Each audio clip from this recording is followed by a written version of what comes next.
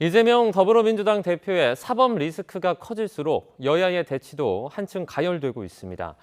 대장동 개발 특혜 의혹이 대선 자금으로 비화하고 있는데 이 민주당은 이태원 참사에 대한 범국민 서명 운동으로 장외투쟁에 나섰습니다. 최창렬 용인대 특임교수, 장성호 건국대 국가정보학과 교수와 관련 내용 정리하겠습니다. 어서 오세요. 네, 안녕하세요. 네, 지금 검찰이 김용 민주연구원 부원장을 구속 기소하면서 아예 불법 대선 자금 수수 혐의로 못을 박았습니다. 그러니까 돈줄이 대장동 개발 이익에서 왔다라는 그런 지금 말인 것 같은데 판단 근거가 있습니까? 판단 근거는 아직 공개를 하고 있지 않기 때문에 네. 나중에 법원에서 제출을 할지. 물증이 공개되지는 않은 거죠, 아직? 예, 물증은 공개되지 않고, 그리고 김용 부원장도 지금 묵비권을 거의 행사하고 있고, 네. 그래서 이 입증 책임은 검찰에 있다고 봅니다. 검찰이 어떤 물증 이와 관련된 지금 공소장과 영장 내용을 보면 상당히 진술에 의존하는 경우가 상당히 지금 많다. 네. 그렇기 때문에 검찰 입장에서는 이것을 이제 재판에 넘기고 재판에 넘겨서 그것을 법원은 증거주의 재판 아니겠습니까? 네. 그래서 이거 합당한 여러 가지 증거 자료를 제출을 했을 때 이것이 이제 유죄로 인정을 받는 것인데, 현재로서는 유동규 전 성남도시개발공사 기획본부장의 진술에 의존을 하고 있고, 그리고 정진상이라든가 김용 부원장 같은 경우는 이거에 대해서 지금 절대적으로 거부를 하고 있기 때문에 네. 치열한 증거 싸움이 될 가능성도 있고, 네. 여기에서 지금 이재명 대표 입장에서는 나와는 관계없다, 이렇게 이미 선을 긋고 있지 않습니까? 그런 측면에서 봤을 때는 이재명 대표 입장에서는 나와 관련된 증거를 찾아도 찾을 수가 없을 것이다, 이런 자신감을 보이고 있기 때문에 네. 앞으로는 검찰과 이재명 대표의 어떤 그 멤버들 간의 치열한 그런 수싸움이 이어질 가능성이 상당히 커졌다고 봅니다. 네. 지금 아예 불법 대선 자금 수수 혐의로 못을 박았기 때문에 이게 사실 나중에 재판에 갔을 때 그러니까 증언만으로는 좀 진행이 안 될 확률이 높지 않습니까? 물증이 좀 있을 걸로. 김용 민주연구원 부원장을 이제 네. 기소를 했어요. 재판에 넘겼는데 지금 말씀처럼 불법 정치자금 수수 혐의입니다. 네. 뇌물 혐의는 아니에요. 근데 이번에 이제 김용 이제 부원장을 기소한 이유는 유동규 전 본부장의 진술에 의존하고 있는 것 같아요. 지금 보니까. 네. 근데 검찰은 지금은 나름대로 이제 물증을 확보하고 있다. 그래서 보도에 의하면 돈 상자라든지 돈 가방 이런 것들을 이제 제시를 하고 있긴 있습니다. 근데 지금 앞서 말씀처럼 김용 부원장은 지금 끝까지 얘기를 안 하고 있어요. 진술 거부권을 이제 행사하고 있는 건데 네. 모르긴 모르겠는데 아마 이제 김용 부원장이나 이재명 대표의 경우는 지금 이제 유동규 전 본부장의 진술 이외에 남욱 변호사나 이런 사람들의 진술이 일치합니다만 그런 거 이외에 특별한 물증이 없다라고 판단하는 것 같아요. 네. 이재명 대표가 그동안 이제 이 수사에 관련돼서 말을 아꼈었는데 최근에 이제 그런 얘기를 했잖아요. 검찰의 그 창작 완성도가 낮다 이런 얘기를 했어요. 네. 그러니까 지금 이제 검찰이 이제 이른바 소설 쓰고 있지도 않은 일이고 돈을 1원도 안 받았다는 거 아닙니까? 그게 그래서 검찰이 어떠한 이제 나중에 증거와 물증을 제시할지는 모르겠습니다만 지금까지 봐서는 언론 보도에 의하면 특별하게 유동규 전 본부장이라든지 남욱 변호사나 이런 이른바 대장동 일당들의 그 진술 이외에는 특별한 게 없어 보이긴 해요. 네. 그래서 아마 이재명 대표나 이제 정진상 실장, 정무조정실장이죠. 그리고 김용 부원장이 끝까지 이제 진술도 거부하고 부인하고 있는데 모르겠습니다. 검찰이 어떠한 증거를 제시하느냐, 어떠한 법률을 제시하느냐에 따라서 향후 검찰 수사를 좀 봐야 될 것 같아요. 네. 이 이제 정치적 공동체라는 것은 과거에 박근혜 최순실의 이제 경제 공동체 네. 그런 것들이 있지 않았습니까? 비슷한 의미로 사용이 되는 겁니까? 지금 비슷한 의미로 사용되고, 네. 정치적 공동체로 갔다가 더 앞으로 나간다면 경제 공동체로 갈 가능성도 있고, 네. 여기에서 핵심적인 것은 지금 유동규 본부장의 이제 주장인데, 이 주장에 대해서 이재명 대표가 지시했냐, 개입했냐, 그리고 사건을 인지하고 묵인했냐, 이것을 밝혀내는 건데, 네. 그 밝혀내는 것은 뭐 좀 전에 제가 말씀드렸지만 이것은 어떤 증거가 있어야 되는 건데 그 증거 찾기가 과연 쉽겠는가, 이런 차원이고, 그리고 뭐 여기에서 영장과 공소장 내용을 보면은 네. 정치자금법으로 이렇게 가는 것은 정치자금법으로 이렇게 해서 사법 처리를 하는 것이 훨씬 손쉽고 빠르다고 지금 판단을 검찰이 하는 것 같기 때문에 네. 여기에 또 뭐 뇌물죄까지도 지금 뭐 엮어놓고 있지 않습니까? 그러나 이렇게 너무 광범위하게 하다 보면은 결국은 정치적 공동체이기 때문에 선거운동에 개입을 했고 네. 이 돈이 선거자금으로 쓰였다. 지금 여기까지만 검찰이 주장하고 있고 그럼 선거자금으로 쓰인 그 구체적인 증거 이것이 앞으로 핵심 관건이라고 봅니다. 지금 이와 비슷한 게 미래 신도시 사업도 대장동이랑 비슷하게 어떤 특혜가 있었고 선거 자금으로 흘러 들어갔다 이런 내용이 지금 주장을 검찰이 하고 있어요. 검찰의 말이 그러니까 사실이라면 수법은 이제 대장동과 비슷한 거죠. 대장동과 위례 신도시의 개발 그 특혜 의혹 네. 거의 뭐 비슷하다고 봐야 돼요. 프레임 자체가 구조가 거의 똑같다고 보는 건데 네. 지금 이제 그 핵심은요.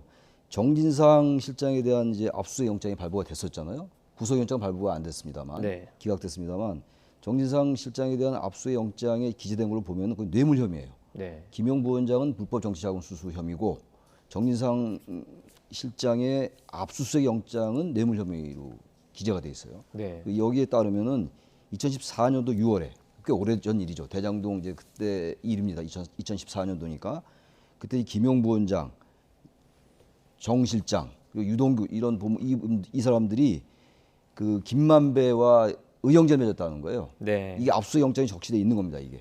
그래서 김만배가 이제 돈을 주기로 하고 여기 이제 지분을 한 30% 준다. 근데 700억 중에서 세금 떼고 한 480억이 들어갈 거다 그러니까 정진상 실장이 그 돈은 이제 저수지에 넣어둔 거죠라는 말을 했다는 거예요. 김만배 네. 그렇게 제시를 하니까 그런 부분들이 지금 이 압수수색 영장이 적시돼 있는 거예요. 그 나름대로 이제 검찰은 그런 이제 돈의 흐름을 파악하고 있는 것 같은데 앞서 장 교수님 말씀처럼 기본적으로 이재명 대표가 이 경선 자금 또 뇌물에 어떻게 관여했는가, 네. 알았는가 이런 게 핵심이에요. 근데 지금 현재까지 아까 제가 말씀드렸습니다만 아직까지는 지금 특별한 물증이 있는지 잘 모르겠어요. 근데 지난번에 김용 부원장에 대한 구속영장이 발부된 걸로 봐서는 네. 뭔가 법원도 이런 입증이 좀 어느 정도 됐다고 생각하니까 영장이 발부된 거 아니겠어요? 검찰이 네. 아무런 증거 없이 오로지 유동규의 진술에만 의존한 것 같지는 않아 보이긴 합니다.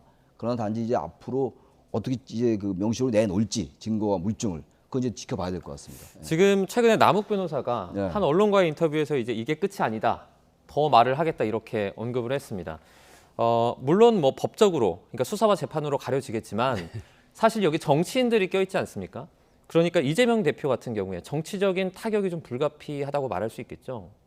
글쎄 그것은 결과를 봐야 되지 않겠습니까? 네. 뭐 지난 대선 후보 되는 과정에서도 여러 가지 뭐 대법원 판결까지 마지막에 뒤집히는 그런 것들을 겪어왔기 때문에 이재명 대표 입장에서는 사법적인 리스크에 대해서 상당히 내공이 상당히 강한 그런 정치인으로 지금 되어 있기 때문에 네.